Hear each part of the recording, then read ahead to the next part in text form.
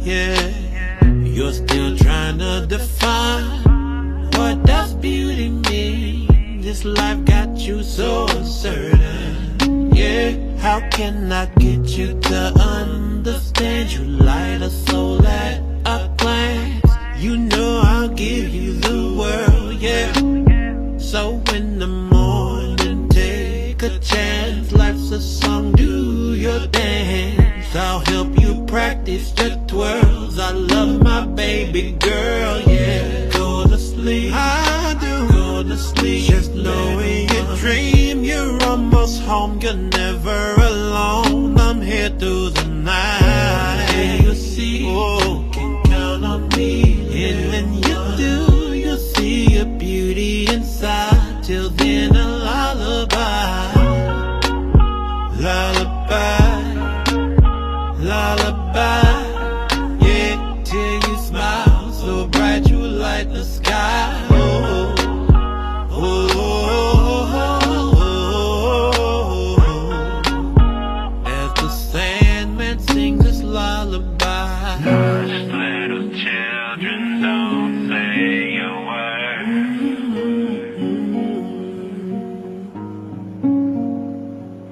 Niggas, their body language, how they go, you just like, oh, you pick it up.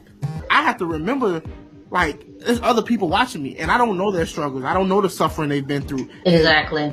Yeah, they might be counting on me to say the things that they can't say, or they wasn't able to say. So that gives me strength, you know. And I know that I didn't know when you first hit me up that you were actually blind, and you're blind and deaf. Yes. I had no clue when you first hit me up. More afraid of who won't listen than the people who will listen, and that's what stops them from speaking. They're more afraid of, well, who's gonna call me a liar? Who's not gonna believe me? It doesn't matter. If you are telling the truth, you know your truth, it doesn't matter. There will be people who will listen to you, and there will be people who will believe you, and there will be people who will back you up. So don't let anything or anyone make you afraid of speaking out. Like, I can tell you're frustrated. I can hear it in your voice when you do the That makes me scared. I'm like, oh shit.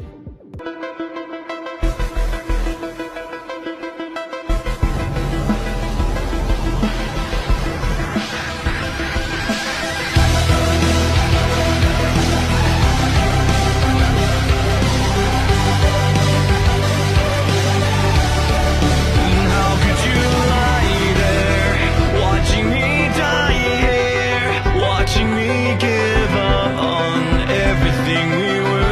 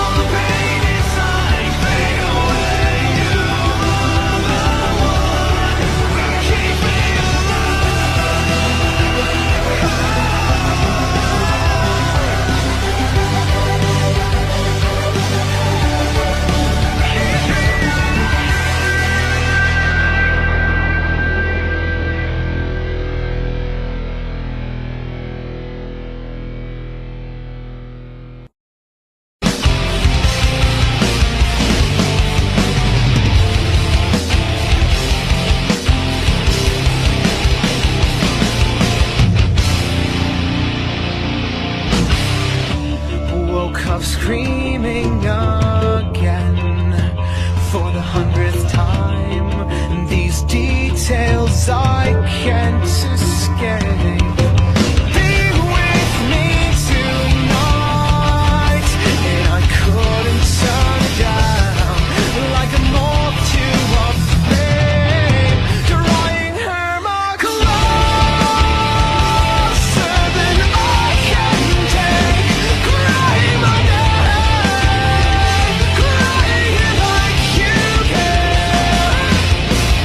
Closer than I can take. Crying my name, crying it like you care. Who I am.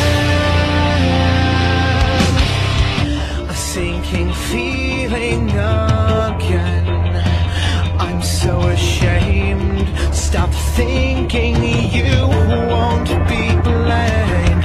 It wasn't all my fault, but I could see it in her eyes, like a blade to my throat, coming even closer than I can take.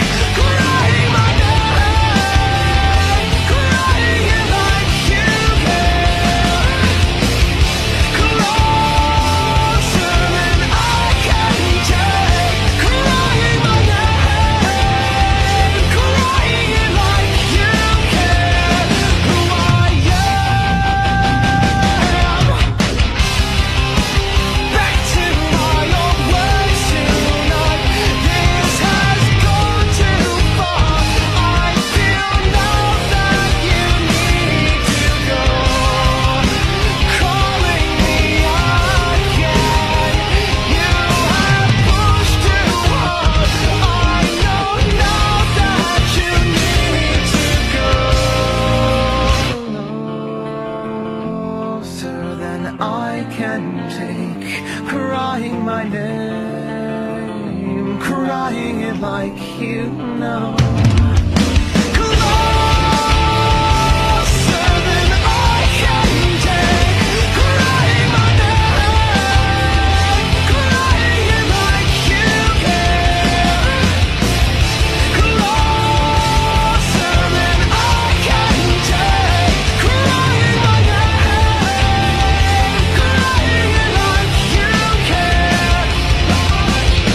Closer than I can take. Crying my name, crying it like you care. Who I am.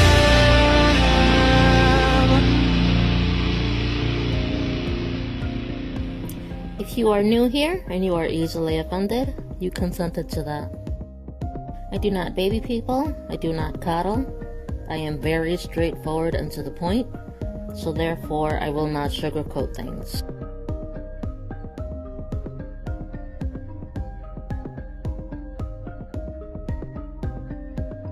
Keep an open mind and enjoy the show.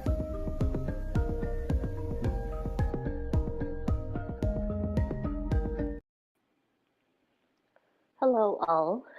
So it has been a while, I know, so if I freaked you out a little bit, that's something you're gonna have to get used to, unfortunately. Here's the thing. So for those of you who are new, I am JoJo, also known as Unstoppable. That is my brand. It used to be Inspirational Story of JoJo. Had to merge that in 2020. Now, the thing of it is that for those of you who are new, I do have a lot of ailments. I do deal with a lot on a daily basis. For instance, the plan was to go live yesterday, but as you know, the world would have it, everything is kind of shaky right now. So Wi-Fi was kind of janky. So if you're not on Twitter, I tend to give you guys updates on Twitter, especially if I'm going to be streaming for the week, or if you're on my community tab here on YouTube, I also try to do the same thing, even though I get a bit more traction on X. So here's the thing. I know that maybe a lot of you aren't going to want to click on this because near-death experiences is a lot to take in. It's probably one of my heaviest subjects. If you've been here since the beginning and you're an OG, you know that I don't shy away from deep and heavy topics like this. I know that a lot of you guys prefer to be comical. A lot of you guys prefer to be, making fun of things like this. And I'd rather be realistic. I'd rather give you guys basically the punch in the face, so to speak. There's only so much I can do. But even the people that are more on the comedic side of things on YouTube, whether it's a podcast, whether it's just a live stream, a lot of you guys do appreciate me being so blunt, me being so honest, and me being quote unquote authentic. But let's be honest and let's be fair. That's not appreciated here on this platform. That's not appreciated on any platform. I can be the attest to that. But I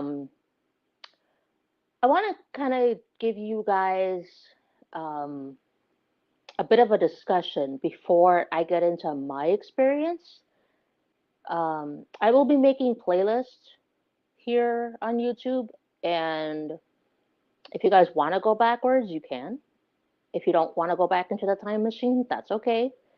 But I'll give you this. It's going to be more, you're going to be able to stomach what I say compared to all of the degeneracy on socials in the world today as far as like celebrities. I refuse to, let me get this out of the way. I refuse to cover the diddler stuff, okay? So please do not send me requests to do a video on diddler. I'm going to touch briefly on Cassie and all of the women alike as far as being abused and whatnot, but I will not cover that. So please do not go into my DMs, whether on my IG or X. Do not go into my DMs. Do not send me things. I've heard it all. I've seen it all. I cannot cover. And for those of you who do not know, a lot of the OGs do, but for those of you who do not know, I went through sex trafficking as a child. So listening to the indictment, it brought me back to where I was as a kid. So obviously cannot go through that. So please be respectful and don't send me things like that, or don't ask for me to do that, because that's disrespectful, and that's not something you should expect me to do. There's no way I can do that. I'm sorry. And I'm pretty sure if I cover it, like, I would be banned from YouTube just from going off. So yeah, I've had my fair share and run-ins with the CEO of YouTube. So yeah, I'm gonna be honest. I have nothing to lose, so that's why I'm pretty straightforward with people. I really don't care. And I'm not monetized, for those of you who need to know, and I don't plan to be monetized. And I know that, it's surprising for whatever weird reason that you guys can't believe that I don't want fame and fortune compared to the average content creator and the average YouTuber, but that's not the sole purpose of why I've been on this platform for the last 4 years. So, what we are going to do, and I am going to, let's see, how long have I been on here? Okay, so we got the 15-minute marks. This is what we're going to do. So,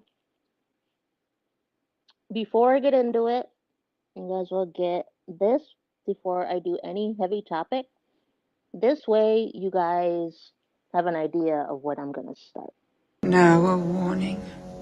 Now a warning? Okay, so that's your warning. The irony, huh? Of death becomes her and me talking about NDEs, huh? Okay, so the first clip, and I know that, Joe Rogan is controversial for a lot of y'all, but for me, when I do listen to his podcast, not always, when I do listen to it from time to time, he does have extremely interesting people on his podcast, and he does have extremely interesting topics besides the usual comedian friends, besides the usual celebrities you see repetitively over and over on his platform. So here is the first clip, and then we are going to break things down and discuss. What your soul is your connection to consciousness. I think your thing, the thing that in that you intersect with. And I think whatever we are, there's like a place that thing goes. Right. And I have a feeling that that's what these near-death experiences are. That's what a lot of psychedelic experiences are. I think it's a looking into the other side. I don't think all these cultures have had this same idea by accident. Yeah, structurally, like at their core, they're all incredibly similar. And there's the realm of the dead, right? I think there's also a very limited. There's a perspective of what God is, and there's a perspective of the universe itself. Like, oh, who made the universe if God didn't make the universe? Or who made God? I think we are limited by our own biological perspective, which requires a birth and a death, right. A beginning and an end, and that it has to come from somewhere. And I don't necessarily think that's real. And I have a feeling that this concept of a God is even greater. What it entails is even greater than an entity. I think it's all things. Right. I think what God really is the universe. I think it is all things. Right. Right. Well, that's biocentrism is sort of along those lines. It's all one huge thing. June 16th, 2020 was an utterly ordinary day when I woke up that morning. I had no idea I really slated to die in 12 hours. Right. No clue. And so if you somehow knew that you were going to die in 12 hours, somehow knew that, who would you want to be that day?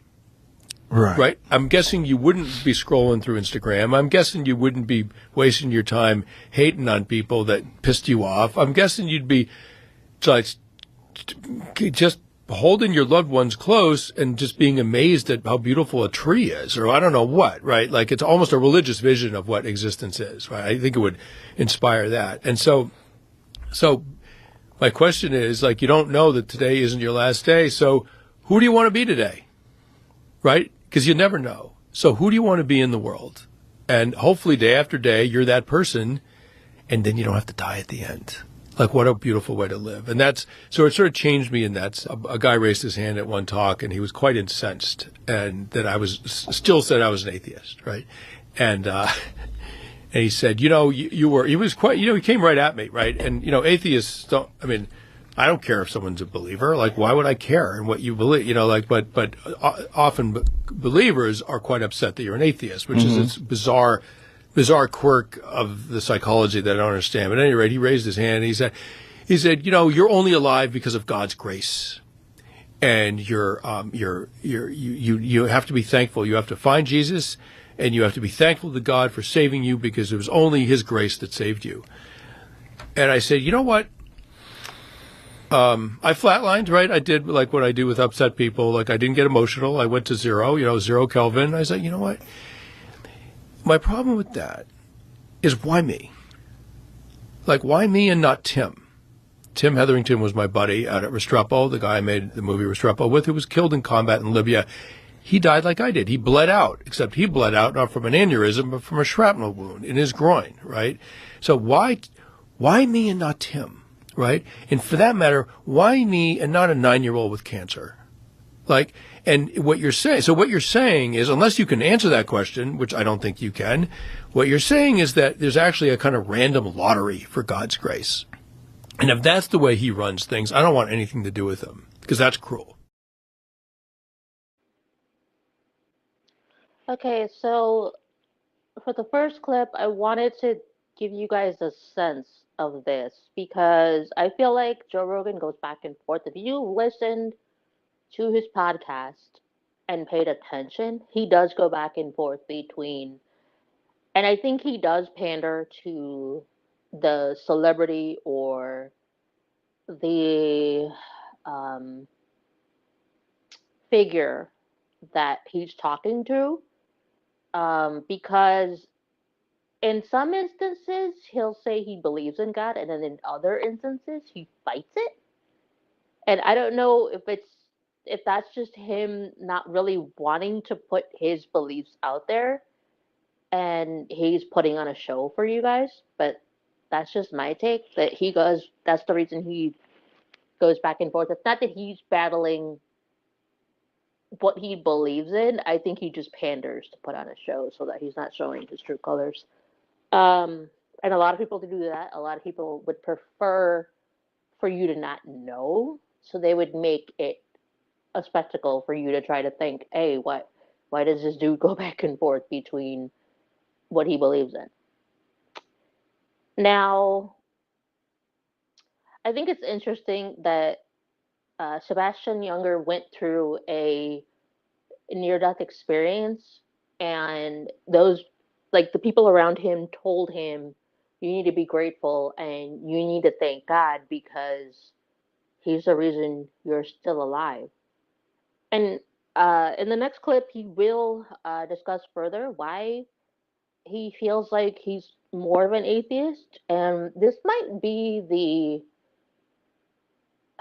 I would say this his answer is probably the most realist I've heard in decades.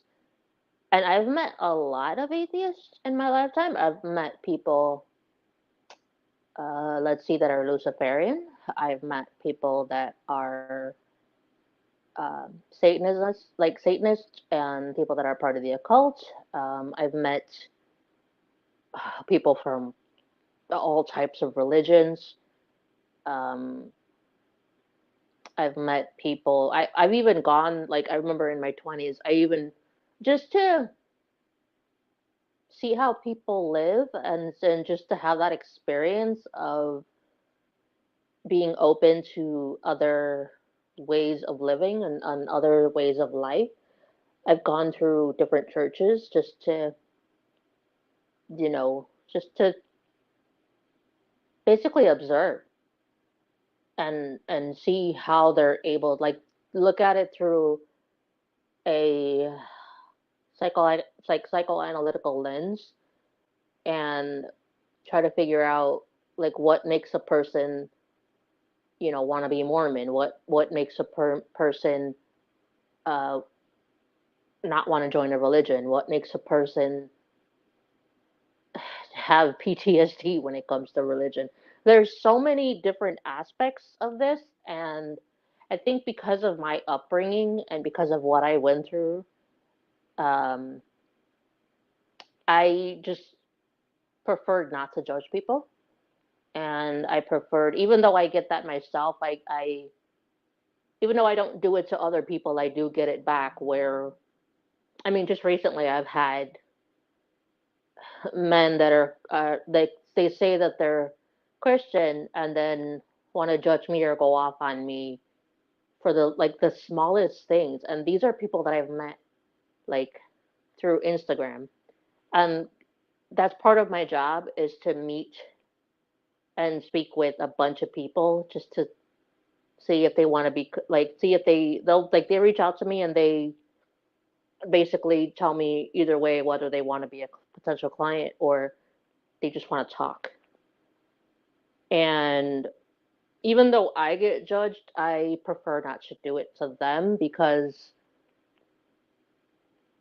like, I don't see the point in art. Like, I'm not like the majority of y'all. I don't see the point in arguing with a stranger I don't know. Like, it's like a waste of emotion, a waste of energy that I don't have. And I'd rather put my energy into someone that deserves it rather than someone that's just gonna fuck with me and not even worth it to me. Um,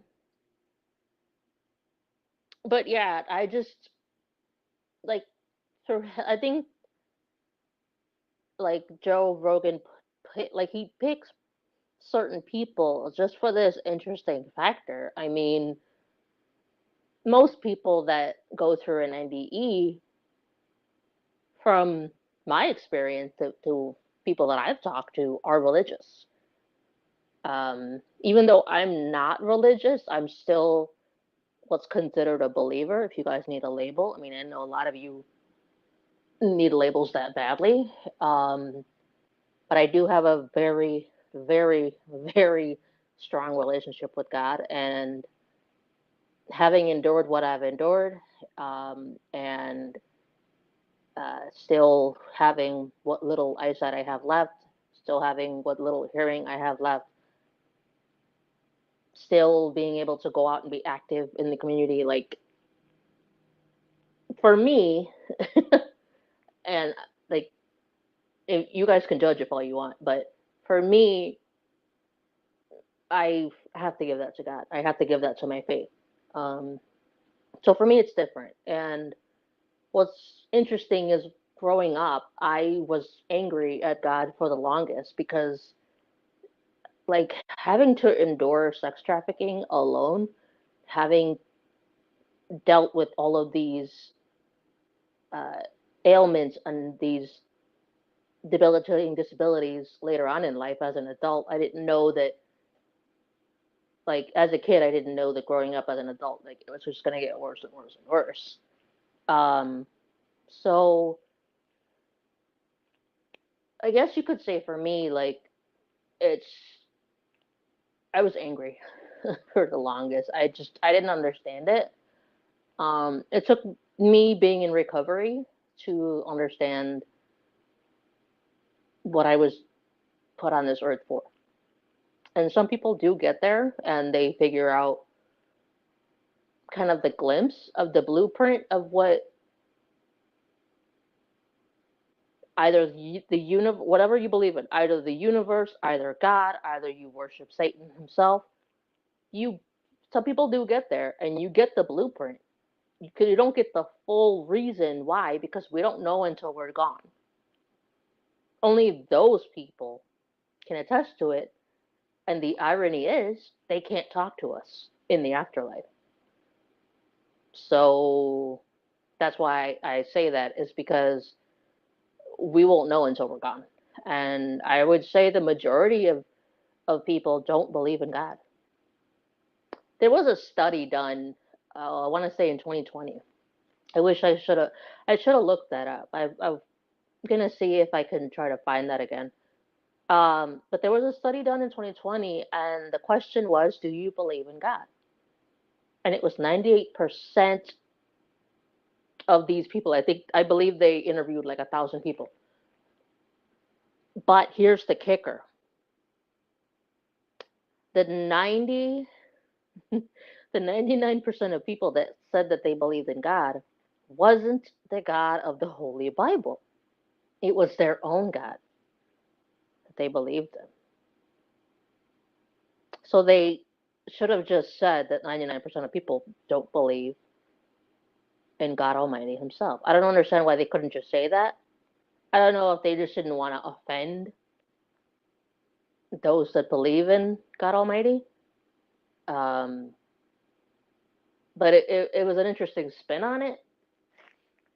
So that was in 2020. That was obviously after the pandemic. That was probably, those people were affected, and probably those people lost people. Like, you don't really know the circumstances as to why someone loses hope, or why someone loses faith, or why someone becomes angry with God. You don't really know. And you can't really judge. Well, I prefer not to, but a lot of people do. So I'm gonna go into the second clip, like the second clip, and then I'm gonna go deeper into my, hopefully enough time will be passed, and I can get into my story. You're dead. Why would I want to go with you? You're dead. You're the opposite of what I am. Why would I possibly want to go with you and be dead with you? Because I'm alive with my family right now. Like, I'm not going anywhere with you. Like, get out of here. And I said, you're dead. Why would I want to go with you? You're dead. You're the opposite of what I am. Why would I possibly want to go with you and be dead with you? Because I'm alive with my family right now. Like, I'm not going anywhere with you. Like, get out of here. And I said to the doctor, you have to hurry. I'm going right now. I didn't know where I was going, but I knew I was sort of outbound. And once that happened, there's no inbound. And I sensed that. I said, you got to hurry. You're losing me right now. There's something after we die that we can sort of like look forward to and count on. Or is it just the dying brain hallucinating some shit because we're so friggin' scared and the synapses are shorting out and it's going haywire, and that's what you get. You see some weird stuff, right? Like, which is it? And so I started researching NDEs, near-death experiences, and there's a whole body of literature, a whole body of knowledge, and frankly, a whole cottage industry, somewhat shameless cottage industry around that, proof of heaven, blah, blah, blah. But, the flakiness aside, there's some legit, it's very, very common. And the NDEs that people have had, thousands of cases of them from all over the world, different societies, different cultures, even different ages. There are historical accounts of this. And the interesting thing about them, if you give a room full of people LSD, they'll have a wide variety of hallucinations. And we know how that works, right? We know what happens in the brain when you take LSD, no big mystery there. And they'll hallucinate a whole bunch of crazy stuff, right? With NDEs, what's sort of strange is that the experiences there aren't an infinite number of them, right? It's not like some people see ham sandwiches and other people see kangaroos, right? It's like they fall into some like 3 or 4 basic buckets, right? And that's across culture, throughout through history, and which sort of argues for a sort of seminal human experience rather than just a sort of function of brain chemistry and essentially drugs, right? Endogenous drugs being released in your brain in your final moments. And so there are a lot of people, very well-credentialed, smart people who are like, listen, these accounts amount to evidence of an afterlife, right? Sorry, like that. There's so many of them. They're so consistent. How do you explain this shit? Like, come on, right? And then there's other people, well-credentialed, equally smart, et cetera, like nonsense. I'm a neuroscientist. I'm a neurochemist. Like we can explain all this through, you put fighter pilots in a human centrifuge, spin them to 5Gs. They will see a tunnel of light. They will see God. They will experience their entire life in one moment. Blah blah blah. Epileptics, same thing. With brain seizures, like. We can reproduce all of this in the lab. Like, this isn't evidence of anything, right? But isn't the problem with that you're actually killing a person when you're spinning them in the centrifuge? No. They do this with fighter pilots. Right, but if you keep doing that, you'll die. Oh, absolutely. And your body knows that, too. So you are in a near-death experience. You're near death. Well, you're near death because blood's not getting to your brain. Yes, and your body knows that. You are opening that door. Whether you're opening that door in a safe manner, you're still opening that door. Absolutely. Yeah, you're right. But the argument you're absolutely right, and I never thought of it that way. But the argument by the scientists, the rationalists, is look, we can reproduce all of this in the lab. Yeah, but it's a dumb argument because what you're doing in reproducing it is bringing someone close to death. Right. Bro, you're not here, man. You're like, just face it, right? And you can't disprove it, right? And if you're crazy enough, it actually feels like it might be what's happening. And I was plenty crazy enough for this, right? And I'm not a naturally neurotic person, but it turned me into one for a while, right? And at one point I went to my wife, like, honey, just tell me I'm really here, that I survived.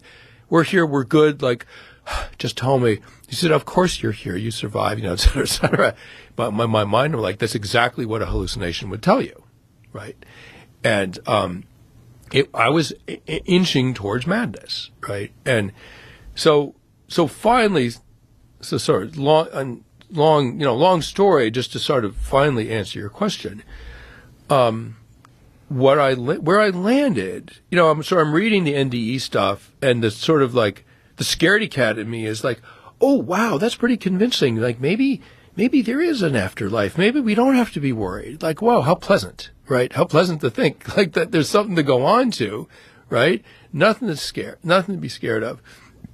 And then I read afterwards, the sort of like, party poopers, right? Just sort of like the rationalists come in, like, nonsense. We can explain all this. It's all neurochemistry. Like, there's no freaking afterlife. Like, come on. So, and partly because of the father I grew up with, like, who really valued rationalism. Like, I was like, oh, well, nice try. Like, close but no cigar. Oh, well, I guess when we're dead, we're dead. And so then the one thing that didn't quite make sense was that there's this incredible consistency in people, like an enormous percentage of the time, and I can't remember off the top of my head, but quite a large percentage of the time, the dying, people who have NDEs and are resuscitated and report their memories like I was able to, they are received by the dead, right? The dead come to receive them. Sometimes it's your father. Sometimes it's a friend who died decades earlier. Sometimes it's someone that you might not even like very much. But the dead come to receive the dying in the way that my father did. In my mind, I'm like, I don't know. Like, I get it. You give everyone LSD and they all have hallucinations, and the dying brain produces hallucinations. But it's sort of odd. Like, okay, you stir up the memory banks of the brain when you die with the gamma and all that stuff.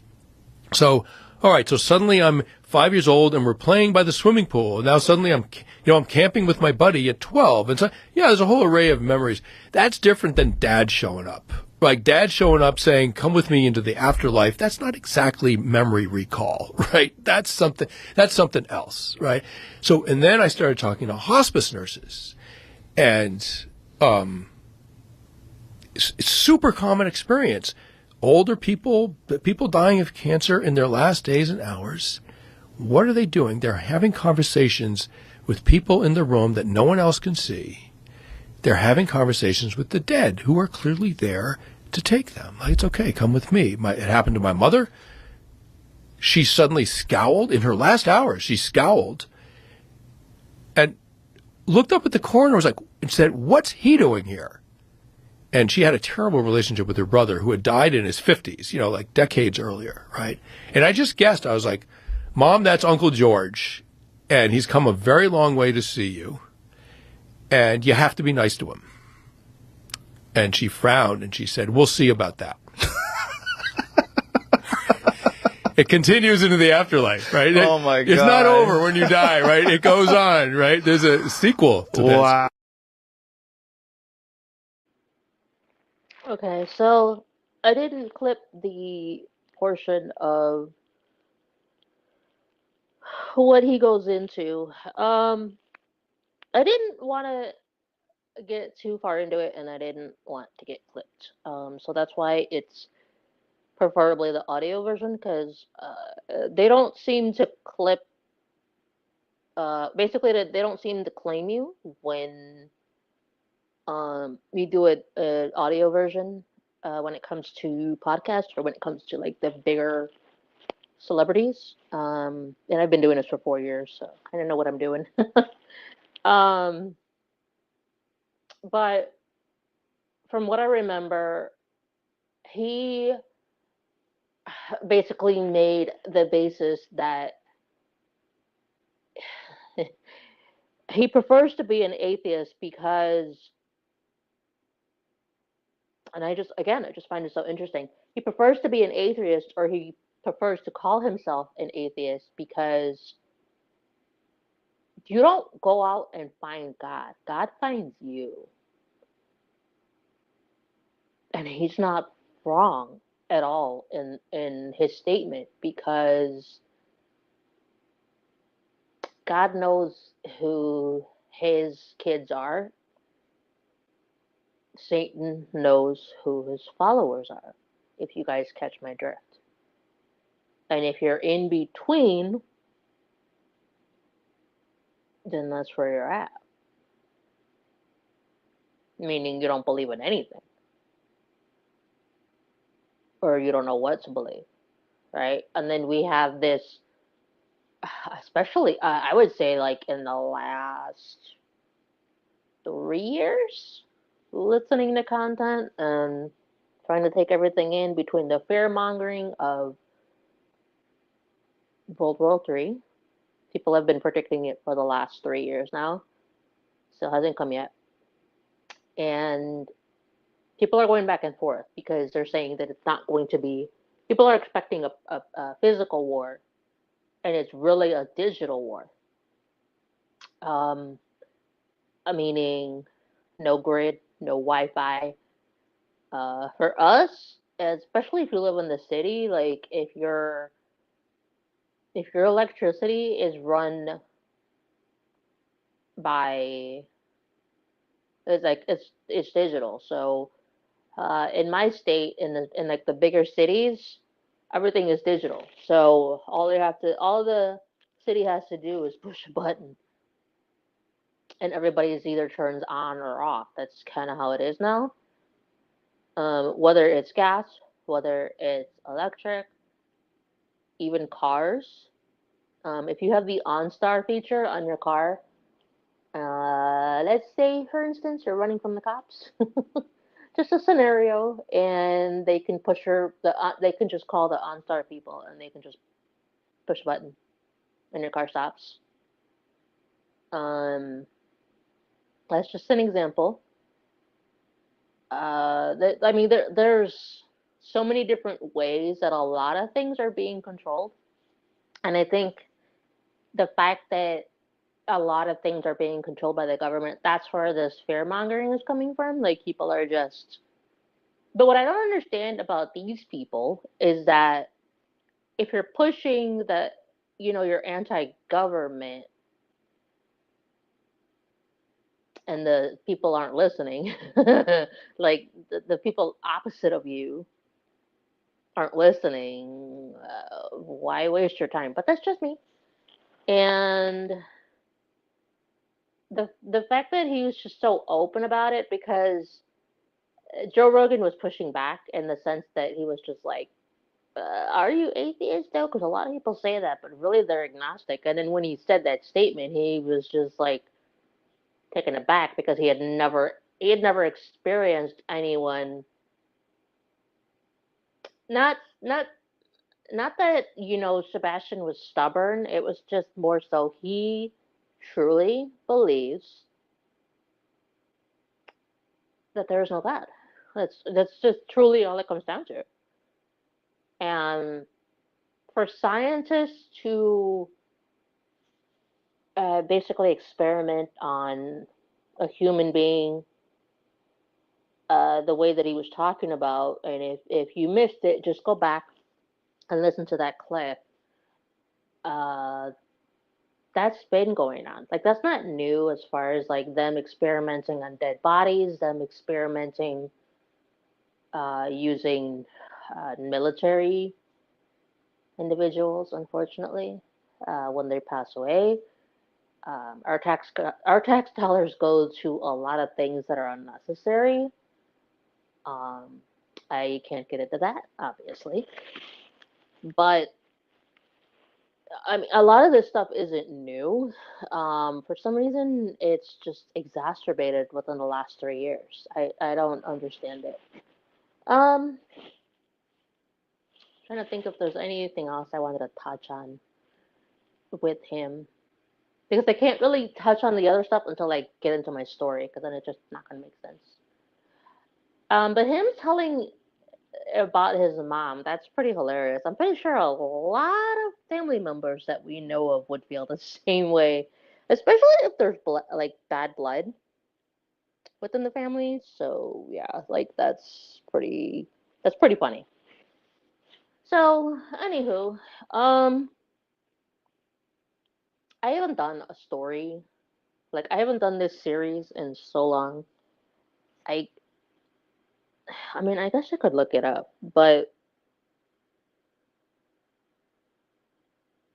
I used to do these often, but that was again 4 years ago. um, let me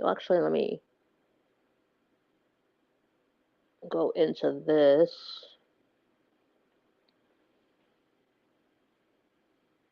Yeah, I believe the last one I did was 4 years ago. I used to do these often, just to give you guys an idea of what I've I mean, I've gone through a lot in my life, and I've come out of it. So that's kind of the whole point of this series. That's kind of the whole point of this segment. And some people care to listen, and some people don't. And right now, like, we're in such a, from what I'm seeing, everybody is in such a, I mean, I hate to say it, but a lot of people are in an apathetic place. And to be fair, like, with my experience, I don't really trust people at all. I don't really know what everyone's true intentions are, especially me living in a racist town. And people just being bold and thinking they can just talk and treat you any kind of way. That's also with my disability. Um, but I started experiencing near-death experiences 6 years ago. Um, as far as the congenital, the heart failure, and then I guess I could go back as far as my childhood of me experiencing death experiences. I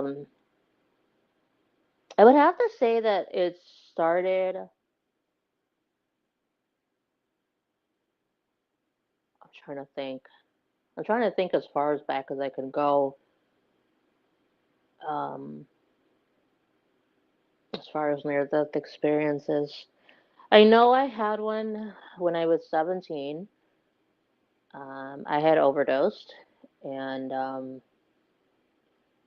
not going to go into the specifics, but it was with psych meds, and I, I couldn't tell you how long I was in the coma for. I probably a day. I didn't wake up, and when I did wake up, I was pissed. So it started when I was 17, and yeah, it just gradually went from there. Um, I want to say it happened again at 26. Um, I had my first convulsion. And you would think that people with seizures or people with convulsions don't, it's not considered a near death. But if it's to the point where you're seeing your loved ones in front of you, that's a sign of a near death experience where you see people who have passed that talk to you. Yeah. I think because I had gotten so used to dealing with that and dealing with the afterlife, even though I'm still alive and here on earth, like it's just, I don't really have like any type of emotion towards it, I guess you could say. I'm trying to think when else, because there was another one right after that. Uh,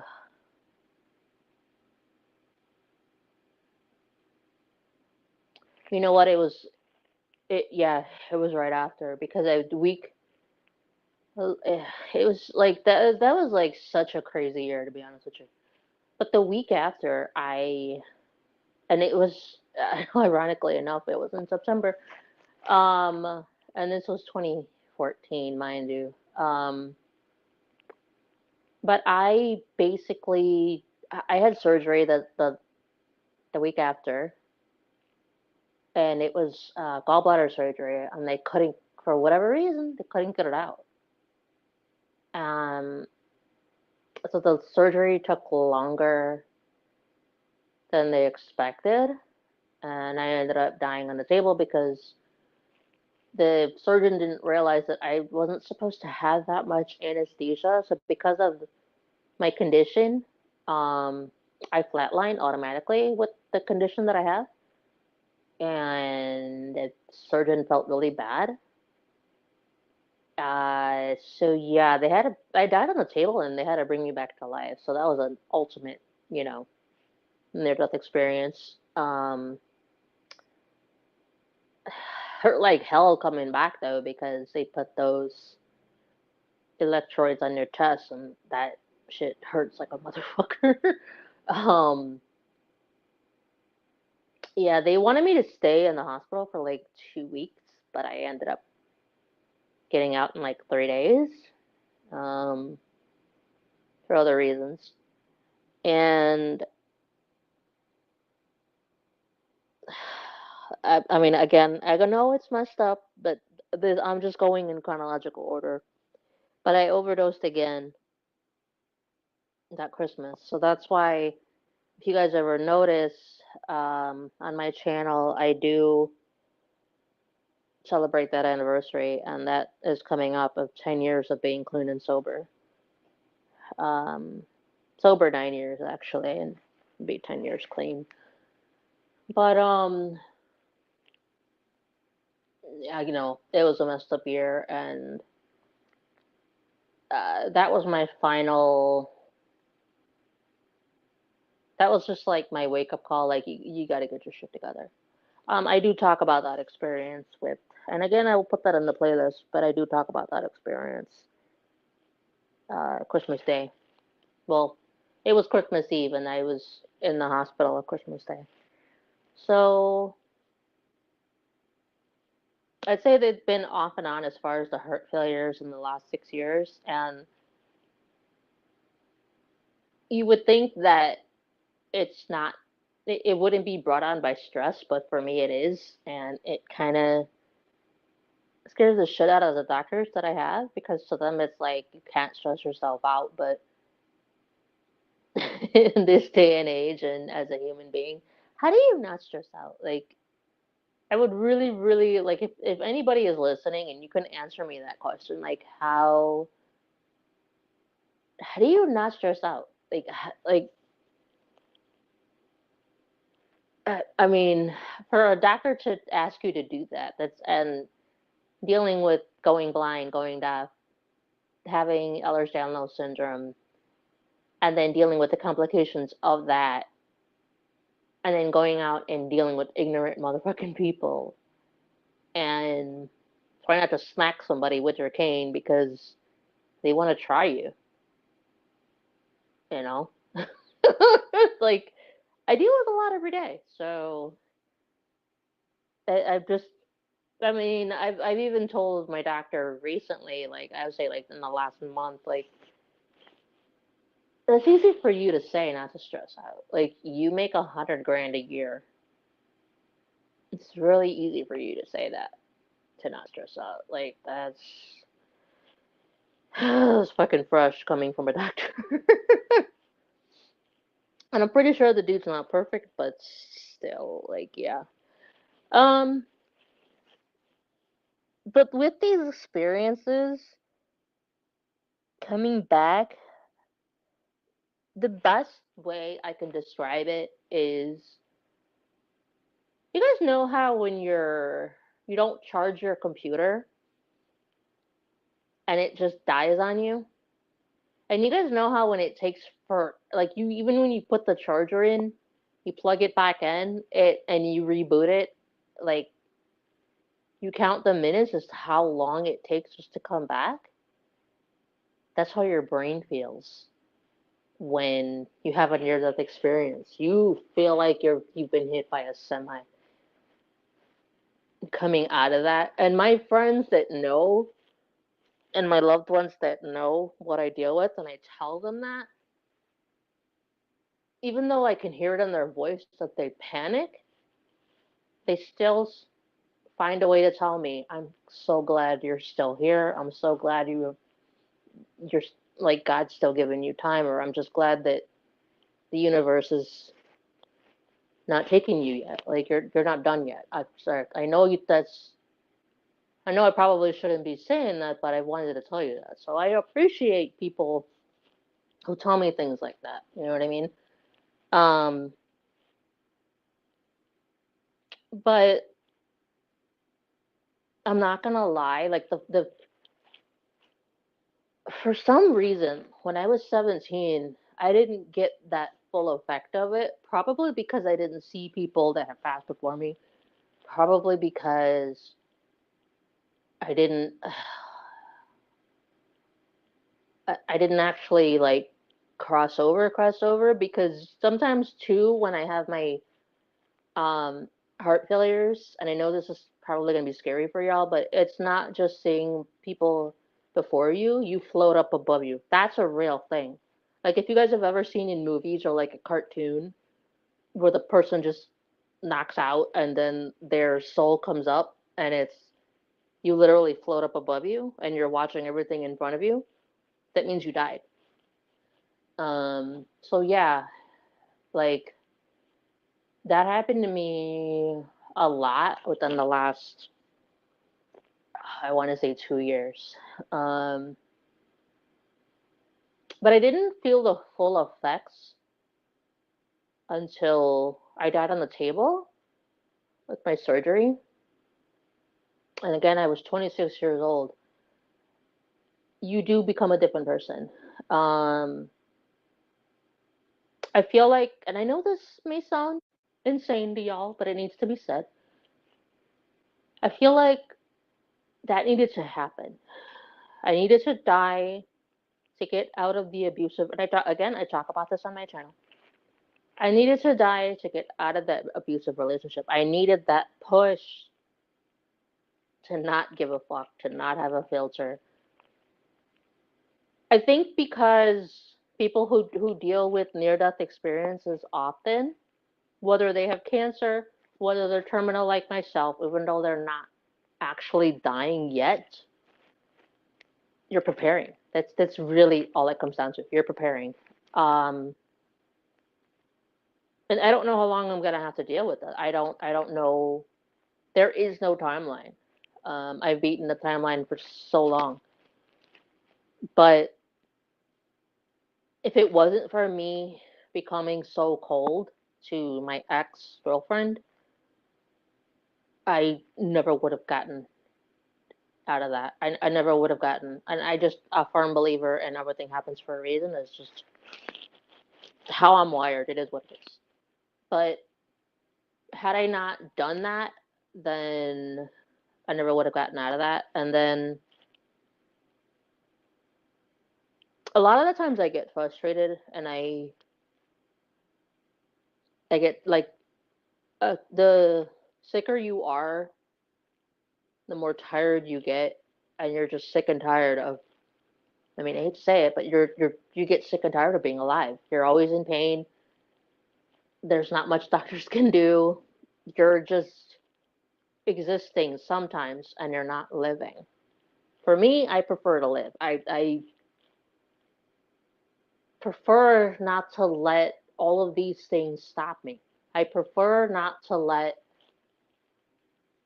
everything defeat me because I've met so many people with my condition. I've met so many people that are blind. Not so much deaf. Like the deaf people are a little more aggressive, like myself. We kind of have to be. Um, but it's more so with this condition and being blind that a lot of people are, woe is me. A lot of people would rather not go out to the community, not do things like I kind of like freak. I didn't realize it until my trainer said, but I kind of freaked out the men in my gym, not realizing. But if I'm just running my like running the treadmill, going through the machines, like doing what I need to do, that's all I'm really focused on. But apparently, like I'm like these are like bodybuilder type dudes, and if I'm scaring the shit out of them, something's something's up. But again, like able-bodied people, like normies as I call y'all aren't used to us just being out in the community, just doing our own thing. Y'all aren't used to us at all. And I just prefer, like, I just don't, why should I stop my life because of everything that I've been dealt? Like, I've been dealing with this since I was a kid. Like, all of my ailments, everything that I've dealt with, I don't see the point in stopping. Not so, and my friends and my loved ones can attest to this. They think I'm crazy because I push my body more than I should. But if your time was limited, wouldn't you not want to waste that shit? I wouldn't. I mean, whether it comes to me traveling, whether it comes to me and me reflecting on my life, again, that's part of NDEs. That's part of being terminal. But me reflecting on my life and thinking, despite all the chaos I went through as a kid, despite the messed up and beautiful relationships I've endured and losing so many people in my life from the time I was 11 and meeting new people to this day, whether online or in person, I just have a really, really strong appreciation for life compared to the average person.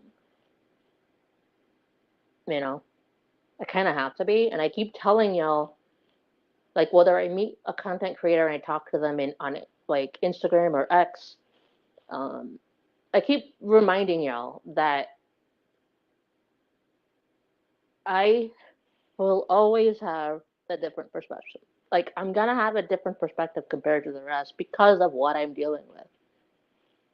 Until you're terminal, and God forbid any of you guys deal with this. God forbid any of you guys have any type of ailment. And let's be honest, the majority of people that I know of want to die peacefully.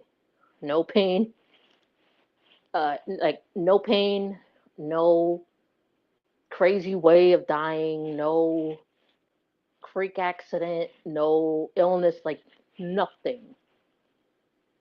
You ask any average person, they want to die peacefully. And I hate to say it, but that's so fucking rare. That is truly rare these days to die peacefully, unfortunately. You don't know what you're going to get. You don't have control of that, and that's where people freak out. That's where everybody is at. That's where the the lack of control, not being able to control things, that's where a lot of humans struggle. And it's understandable, to be honest. But because I stayed addicted for so long, um, with, multiple things to escape to, there is no. There is no running. So another thing that I thought of that I had to deal with in going through these is you not only don't have a filter because you feel like you have nothing to lose and you don't know how much time you have left. So you make it a point to be as blunt as possible because, I mean, let's be honest, our society is really sensitive. I call y'all snowflakes for those of you that want to cry and lose your minds over the littlest things and it doesn't fucking matter. But the number one question I get asked is, do you feel any pain when you have your near-death experience? And the answer is no. So at least I have that. At least I think it's because I deal with pain every single day, and everything is like, as I've mentioned on this channel, every day is different, and the pain isn't the same. It's different types of pain every single day. Not to mention the emotional pain that I deal with from the PTSD from my childhood, unfortunately. But again, there's just so much that comes with this that people don't realize. And I know that, like, the level of ignorance that people have when it comes to not only just this condition, but anybody with a terminal slash fatal illness that I feel like don't get the credit that they deserve to fighting every fucking day. Whether you have MS, whether you have Lyme disease, whether you have cystic fibrosis, whether you, I mean, there's so many that I that are just at the tip of my tongue, and I can't like think of them all. There are so many people that I've encountered over the years that have helped me out when it comes to certain symptoms. And we've all like come together and we're like, well, if doctors aren't going to help us, we got to figure this shit out. But I'll give you an idea of the level of ignorance that doctors have. So the last female doctor that I had was 2 years ago. And I've talked about this before, but I told her that I was experiencing the not the near death experience, but I told her that I was dealing with congestive heart failure. And she's like, "Well, you can't just diagnose yourself." I'm like, "It's in the chart." And I gave her the month and I gave her the day. That is how crazy my memory is, because I know these people want to fuck with me. And I don't have time for their bullshit. Because the longer people argue with me, the faster it is I'm gone. Let's just, as blunt as I can be. But she looked it up. And of course, she found I was right, because it was literally there. So to counter, just to be the bitch that she is, not she was, because she's no longer my doctor. She still is, I can guarantee. A lot of doctors are. She was like, "Well, you're not dying now." I'm like, "That's not what I said." I said, "I know you feel like you can talk down to me and treat me however you fucking feel like because you have a fucking piece of paper. That's all your diploma is. Just a piece of paper between me and you. This is really all it is. You don't have to be cunty. Because I'm not going to deal with that." And like, I don't put up with anybody's animosity. I don't have time for this shit. That's why I don't like going to doctors, because they give me such a hard time, and it's not just me. It's people with any type of terminal illness aside from cancer. And then let's be honest, even people with cancer, they got to fight with people. But I would say that the people that have cancer or have a diagnosis of cancer, they get treated a little better. Just from my experience of what I've seen compared to, my friends that who have passed, by the way, that have had Ehlers-Danlos, who have had cystic fibrosis, who have had a heart condition that there's nothing that the doctors could do. They've all passed away. Doctors are still signing the checks. You know what I'm saying? Another thing I wanted to throw out there too, that still trips me out to this day. I outlived a doctor. Yeah, this doctor, I don't know when. I probably should have asked, but I don't think they would have told me. I outlived the doctor that diagnosed me with this when I was 14. Like, I know that's not funny, but that's fucking crazy to me. Like, how the fuck did I outlive the doctor that diagnosed me with this when I was 14? And I know I'm blind, but this dude wasn't that old. But like, that still trips me out to this day. I found that out last year. Like, what? Like, how do you diagnose me with a terminal slash fatal illness and you die? Like, what the? that's so that's so messed up. But I can only imagine. Like, what did this dude like pass away from? But you would think that doctors are like more healthy, but in reality, they're just as messed up as we are. They're just as addicted as we are. They're just as human as we are. It's just they try to act like, they got the God complex, and they, at the end of the day, they're scientists, so they make it. You basically, you kind of, I mean, I hate to say it, but you kind of have to go against God when you're, uh, when you sign over your oath to science, and like everything has to be scientific. It can't be spiritual. Like it goes against. They kind of conflict with each other, and I think it's for a reason. So that I can only imagine, like, especially if someone is a believer or they're a Christian and they're a doctor, I can only imagine the confliction. I really, yeah. Um, I'm trying to see if there's anything else. I think I pretty much touched on all the questions that I put in the intro. I don't know if you guys caught that, but I tried to put those questions in as long as possible. But I think I touched on everything. I don't think there's anything I missed, to be fair. Um,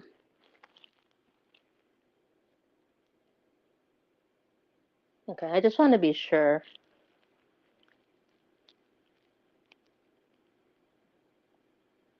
I'm looking at something because my phone is giving me like a notification, so that's why I'm trying to figure things out here. But yeah, I don't think there's anything else that I need to really. I mean, I think I gave you guys a mouthful. And I know that there are some of you on here, like some of you on this platform in certain sectors that want to make fun of people like myself, that especially with what I do for a living, a lot of you guys want to clown and say, "Oh, well, you're stupid for thinking you can save the world." I know I can't. I'm not delusional. You have to save yourself. You can't save other people. It is what the fuck it is. But I just believe in helping and impacting as many people as possible. And for those of you who want to clown on those of us that tell our story, those of us that at the end of the day want to give our insight, because there are, again, like a lot of yourselves, there's a lot of ignorant people. There's a lot of rhetoric that's being thrown out there that, you know, like those of us that deal with this shit and those of us who tell our story are pretty much stupid, and pretty much it's pointless, and you're dumb, and you're making yourselves a target. Like, even like pre me being on YouTube, me being a content creator, I was given shit online just for the smallest things. So, I mean, this isn't new. I know you guys, for whatever reason, those of you that have been on Twitter or those of you who have been on YouTube think that this shit is new. But ever since MySpace, if y'all remember, if you're that old, ever since MySpace, or even, you know, Instant Messenger, that's how old I am. um, there was a lot of antagonizing in that one too. You know, people talking shit. I'd had a lot of older men had no business talking to me as 15-year-old. I'll give you that. Whether it was AOL, whether it was Yahoo, whether it was MSN, you know. But again, this isn't new. It's what our society has allowed to become. That's really all it comes down to. We got no one to blame but ourselves. So I will leave you guys with that. If you've made it this far, just leave an anchor in the comments. And if you are part of the replay people, just type in hashtag replay gang if you can. What that does, for those of you who are not aware, it it pushes me further into the algorithm. I'll just put it that way. So if you don't, if you haven't already liked the video, and if it's not something that you enjoyed, then I appreciate the hate watch. All right, I'll talk to you guys later. And if I don't do the, Bo Black stream tomorrow, I will probably push it for Thursday. I'm pretty sure I'll have the energy tomorrow, considering I'll be doing my workout again. So hopefully I'll be better by then, because I haven't been feeling good this week at all. So be on the lookout for the Bo Black stream. A lot of you guys are going to be really pissed off with my take on this one, because a lot of you guys are going to want me to pick either or. And I could really give two shits, you know? So if you're around for that and you want to hear my take on that, I will see you guys in the next one. Just be on the lookout for the notification. So have your notifications ready, or you can follow me on X, and I will give you guys an idea of when I will do that. But I will set it up for y'all. All right, take it easy, loves, and stay safe, and hopefully y'all are having a good one. All right, bye.